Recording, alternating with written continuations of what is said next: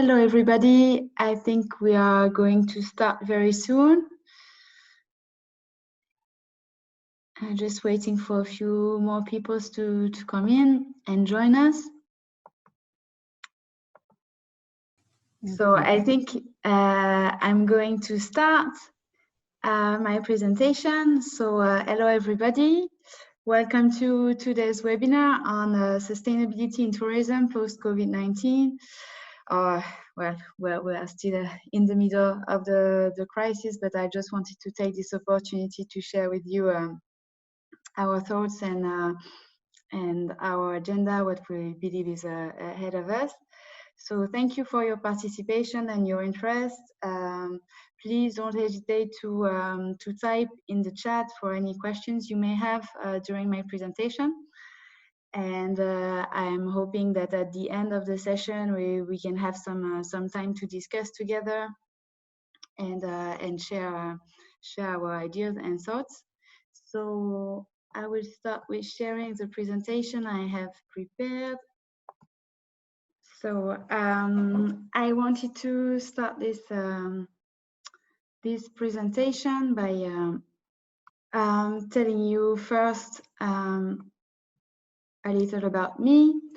So I'm Alexandra Michat. I've been working for EXO since 2014, first as sustainability coordinator in Vietnam, and since 2017 as sustainability director, also managing our corporate foundation, EXO Foundation. And I'm currently working remotely from France, where I have my family. I would simply like to share with you my thoughts on EXO's plan to continue to put sustainability at the forefront of what we do and who we are. Of course, nobody can predict exactly how tourism recovery will look like in the coming years. And I'm not trying to predict anything, just humbly sharing with you insightful information on the role we can play together to help responsible recovery for tourism. So the COVID-19 global pandemic has caused unprecedented socioeconomic impact, and at the same time raised our awareness on the role sustainability needs to play in our everyday life. And of course, in tourism, most destinations we operate in are still observing travel restrictions for international tourism. And I just want to highlight that you can find regular updates on our blog COVID-19 updates. When it all started to happen, we were working on our sustainability report and updating our responsible travel policy. We had figured out our new objective for 2020, and we had reduced the pillar of our responsible travel policy to make them also more understandable to our staff. Now, after months of lockdown and hibernation, it is time to assess the situation and look at how it has challenged our sustainability agenda. As you can see on the right-hand side, so these are the new pillars that we agreed on early January. And I think now is really a great time for taking the opportunity to work on our core documents, our policy, and really take a step back to restart with the best intentions, also with stronger commitments towards sustainability for all the tourism businesses.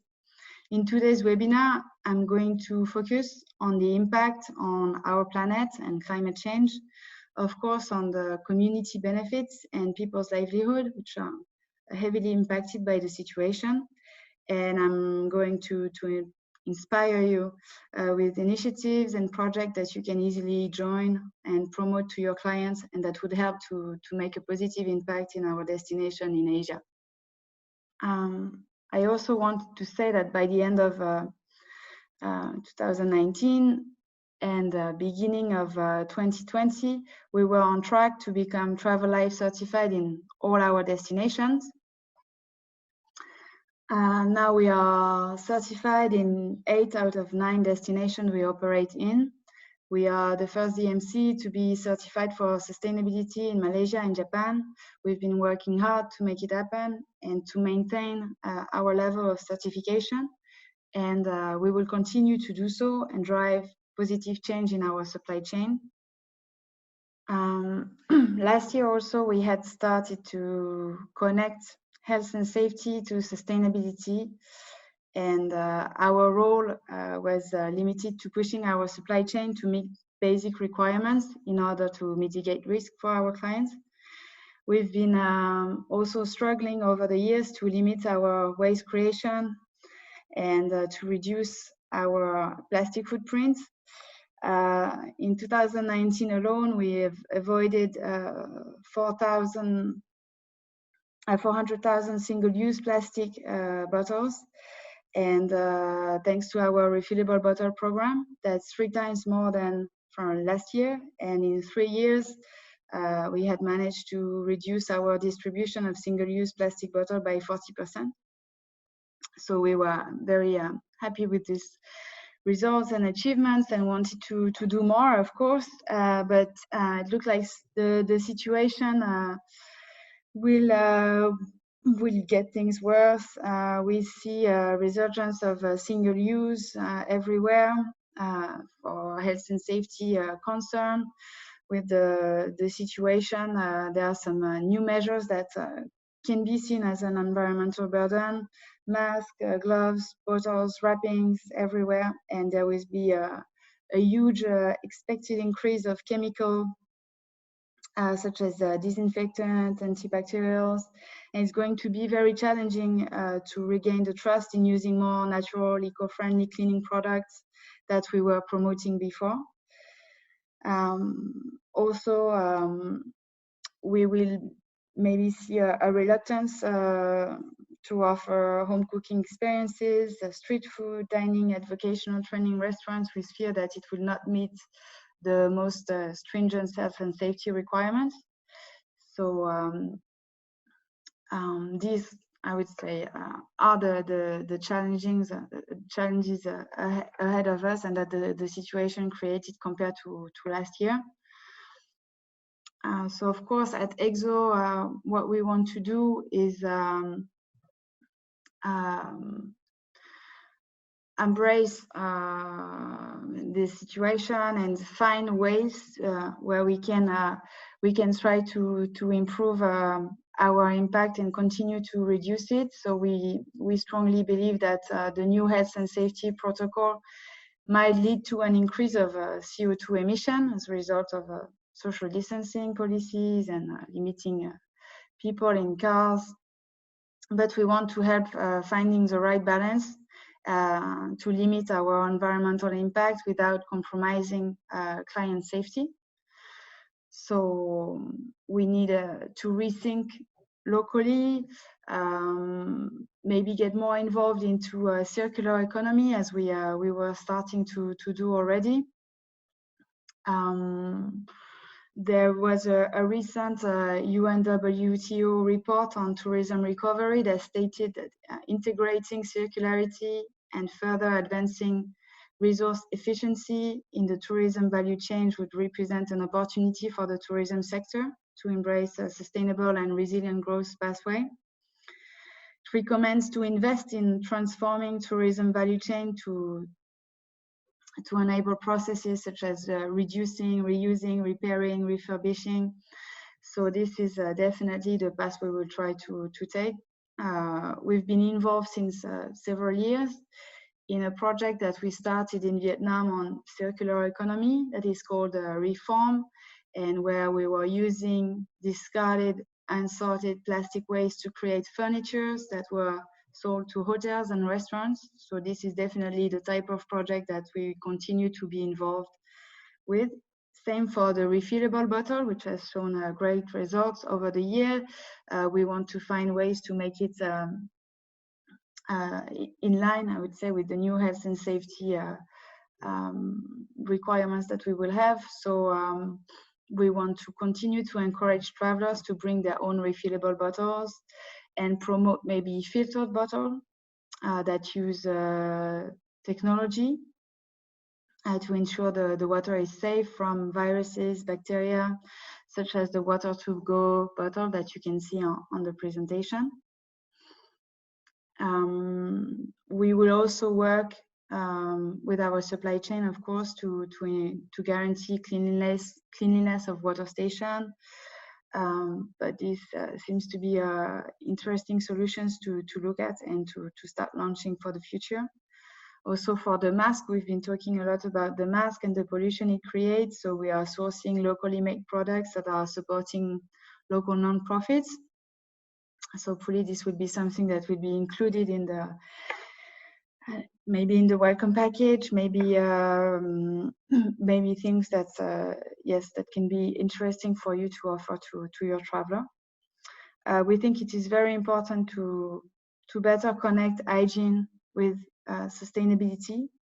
We be using the WTTC guidelines on this matter, and we will also, of course, be working with our supplier on the topic of sustainable food, purchasing organic food, reducing food waste, which was something that we were already starting to work on since a few years now. And this year we wanted to launch a special program on reducing food waste for our suppliers. So this would definitely come ahead of us and would help to curb the CO2 emissions. Of course, we've all been talking about over-tourism over the past years. It was something that was in all our minds. So yes, we've been talking about over-tourism, and now we discovered its worst consequences, which led thousands of people into poverty in the most popular touristic hotspot. How will tourism bounce back? We are all eager to find out. Will people fear more freedom restriction in the future and will want to seize as much as they can while they still can? Will they have more gratitude to travel freely and be able to travel around the world? Will they be more conscientious and travel less for a longer period of time? We will come back to that, but that's really a key question. In opposition to over-tourism, will we see a real takeoff of slow travel? This is something that we can all work around, I think. It will depend a lot on travelers' profile. That's for sure. We will need to look very precisely at clients' expectation and travelers' profile to see what we can offer. Also, during this crisis, we've seen that politicians can take bold actions and decisions to have significant positive impact on the climate crisis. We can yield the results even faster than we all thought. So we did lead to more stringent regulation on number of tourists allowed in certain destinations, certain places, to better protect them. Will there be opportunities also to promote what we call smart destination, where that were less promoted, but that would ultimately benefit more to locals? In this regard, we have recently launched a survey with answers from a little more than 170 of our clients, showing us that we could be expecting more demand for nature-based activities.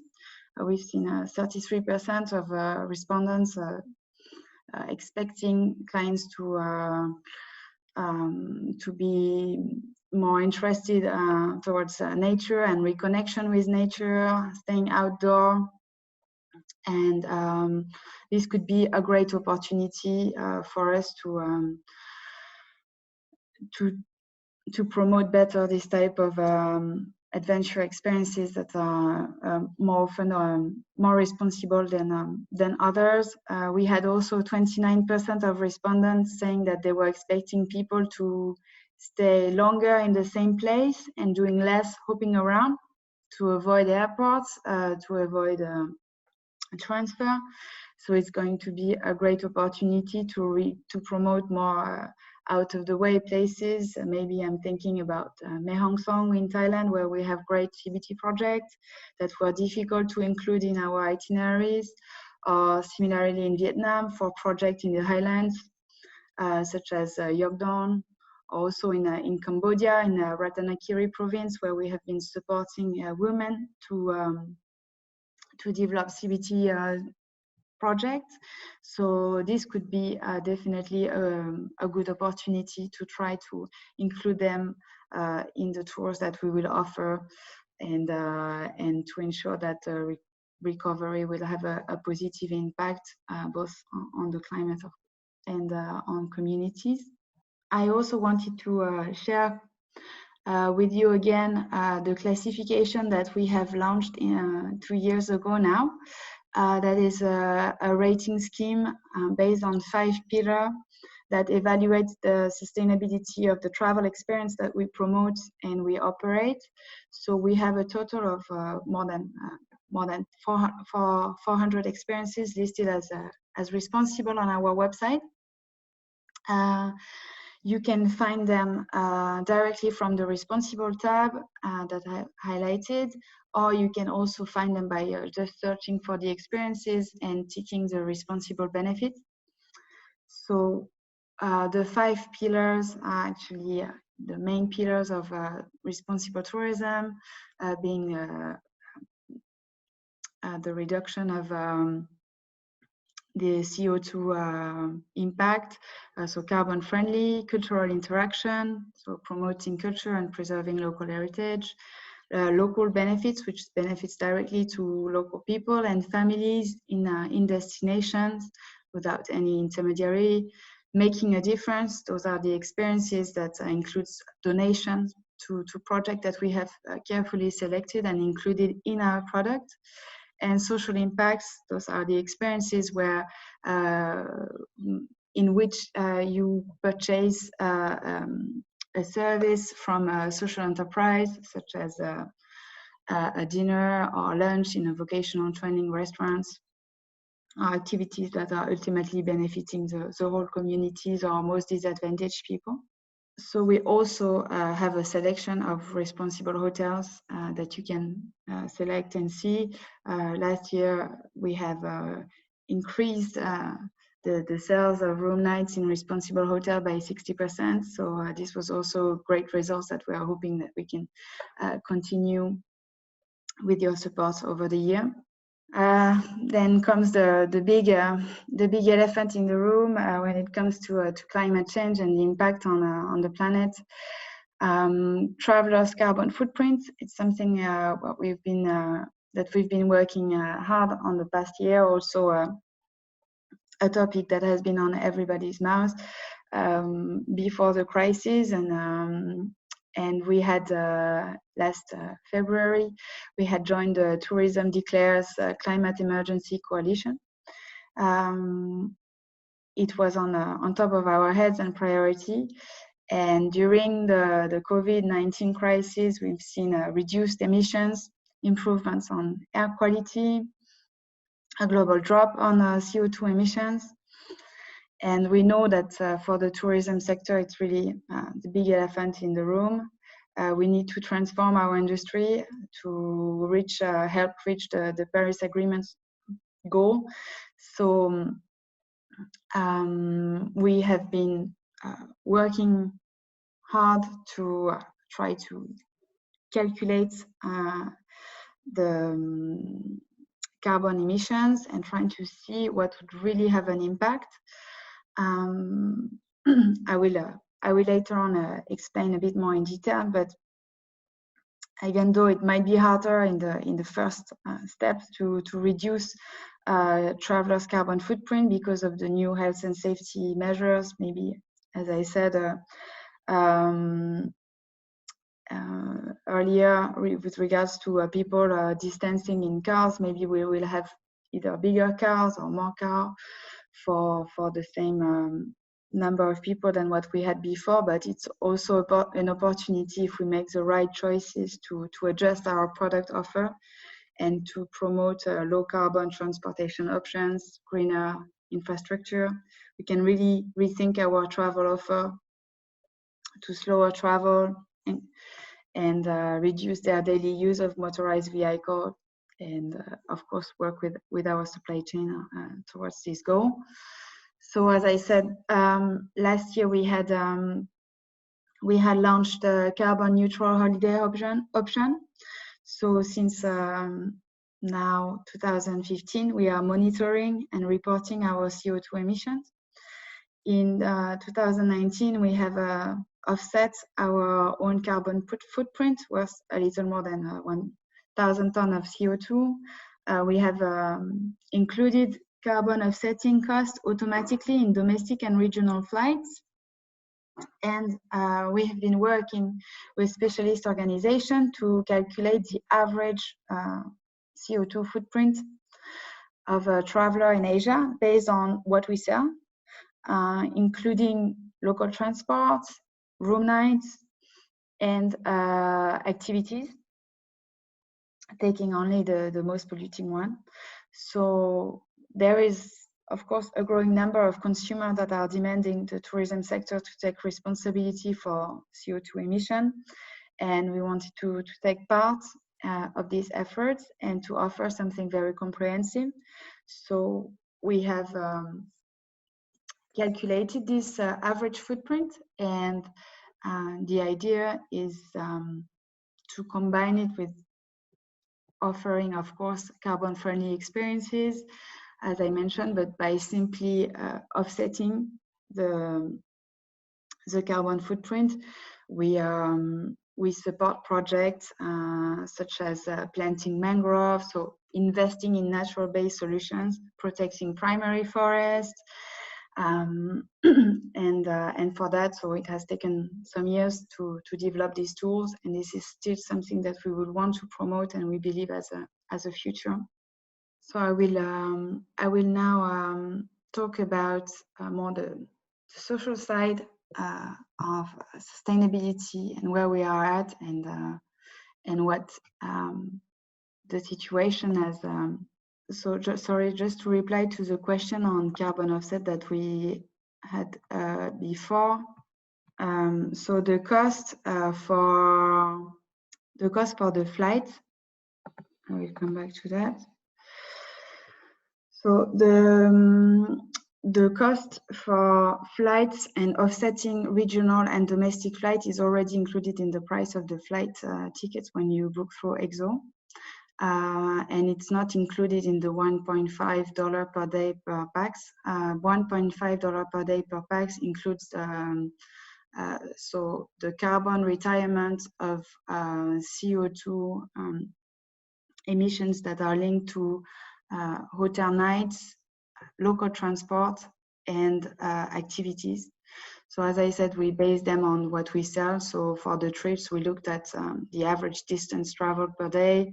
For the room nights, we have worked with Book Different to extract data from their platform to know exactly the carbon footprint of the hotels we are working with, and we average it down per day per guest.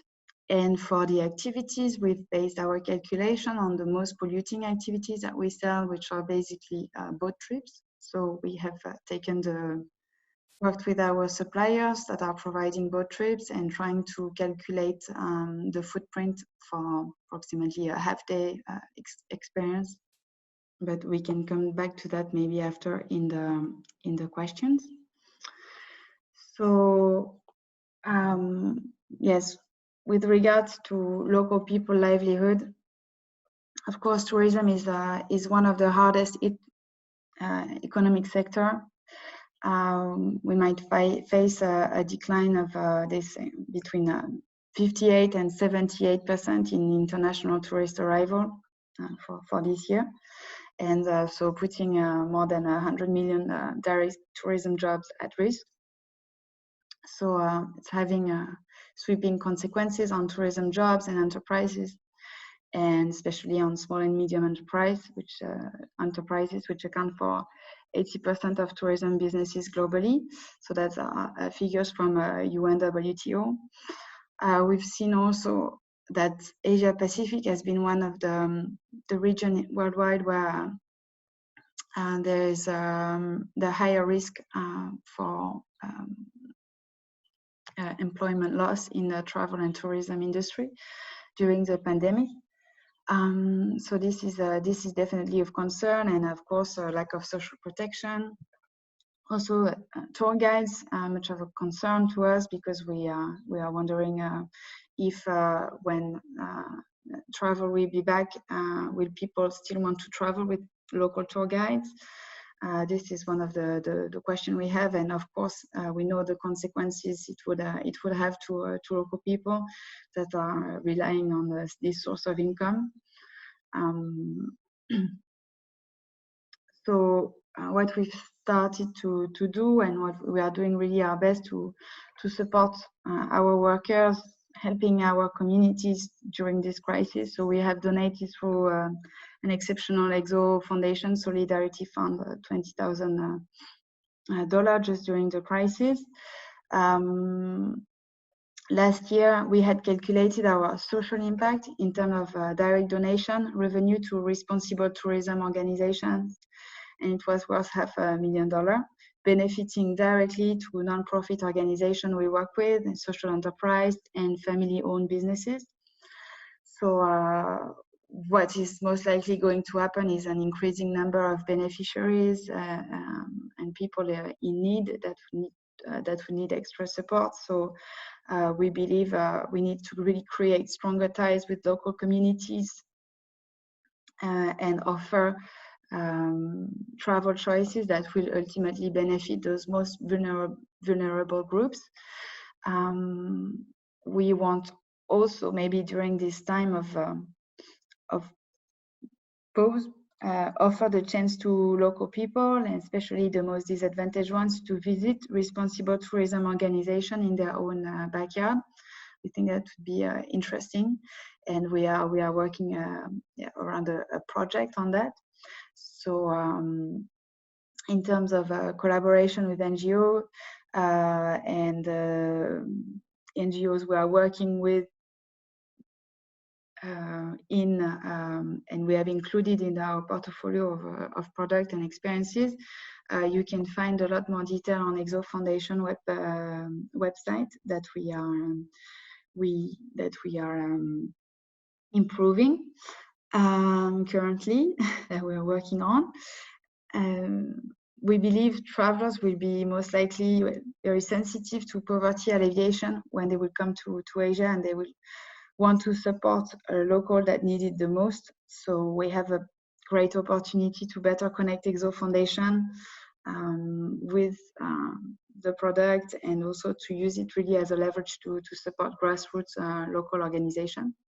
So here is a selection of projects that we had supported last year and that are managed by communities. So Farm Hoyan was a project we supported with EXO Foundation to help them be building a road for easier access for travelers. It's in Hoi An. It's really a great project that is supported by a team of volunteers. So it's really locally managed and benefiting all the local people in the area, especially local farmers. Sumba Delight Nature Delight is an experience that we have launched in Sumba in Indonesia. We also have other projects with the foundation on Sumba Island, especially to support waste management. So this is also a new experience that we have created with and we have integrated into the experiences that we offer you. And Yangon Farm to Table is also an experience where that directly benefits to Cocoa Organic, which is it's an NGO based in Yangon, promoting organic food and also working with local farmers. So to find out more about our project, there is a EXO Foundation website that I mentioned, and we also have in our annual report the latest project that we have supported and that, well, currently, of course, need our help more than ever. Of course, in these times, we hope that the path to recovery will not lead to war on price and temptation to lower prices to regain business. The motto, it's your holidays, it's their livelihood, will be very important to keep in mind for everybody in the industry to avoid a disastrous effect and to continue to support sustainable development of our destination. Regaining business mustn't be done at the expenses of local. We should work on solutions to create fair conditions for tourism, and especially the smaller player in the tourism industry, to really give back. We have been, of course, immensely impacted by the lack of traveler, and we want to make sure that we will protect and not squeeze the weakest link in the chain to have lower rates. We will also look at maybe prepayments of this player in the future when business starts, to help them in order to bounce back. Negotiate also maybe differently with chain hotels and smaller independent ones to more equity and fairness versus competitors. And also I wanted to make a point on animal welfare and conservation, because this is something we had been working on a lot. And before the crisis, we were really all led to believe that tourism was a sustainable solution for conservation, enabling to get enough revenue to cover expenses and give better care for animals. With the sudden loss of tourism income, this organization has become more vulnerable than ever. And we want to see tourism again as a force of good for animal conservation. A lockdown unable to lower pollution level, let wildlife strive again with wild animal venturing into deserted city centers. But we've also seen organizations struggling to care for animals. So this is I think will be important in the future to raise awareness on the importance of course, a healthy environment as a natural barrier for future pandemic. But also the role that tourism plays to sustain conservation and fight illegal wildlife trade. So it should be, I think, included in our recovery plans, and making sure that conservation efforts are supported by a tourism stakeholder. So I have selected a few pictures I have from organizations that we support, both through EXO Foundation and EXO Travel in the product that we sell with EXO Travel. So there is a WFFT, which is Wildlife Friend Foundation Thailand. You can find it in Southern Nature Wildlife Thailand tour in our website. So it's near Hua Hin, and it's a wonderful project that helps to care for rescued elephants. There is also the Tortoise Conservation Center that we've included in the Wild Myanmar tour, that is 2 hours and a half south of Mandalay, on the way to Mount Popa, which is really a great project. Orangutan appeal in Sabah, North Borneo, which well, all these conservation organizations would need our support. So maybe also for health and safety concern, we will lean towards observation only activities, or very limited interaction, and invest in a nature-based solution. We've started to do that 3 years back with EXO Foundation. We have funded the purchase of hectares of land to create wildlife reserve, especially in Indonesia, to avoid deforestation and enable wildlife to thrive. So we believe this can be also the future, and we would we can guide you to find the projects that would enable that in our destination. So I'm really open to discuss any question you might have on this presentation. There is a lot of literature around the recovery and the responsible tourism and how we will bounce back. There is a great report, guidelines from UNWTO, that highlights key points. So I really encourage you to read it. If you have any questions on the presentation I've just shared with you, you can reach out to me. So I don't know if we still see my screen. You can reach out to me by email, and find me on the EXO Foundation also, because I'm both managing the foundation and working on sustainability for EXO. So if there are no further questions, I'm going to thank all of you for your participation.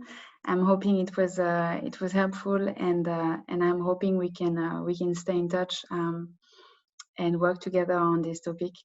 Thank you very much.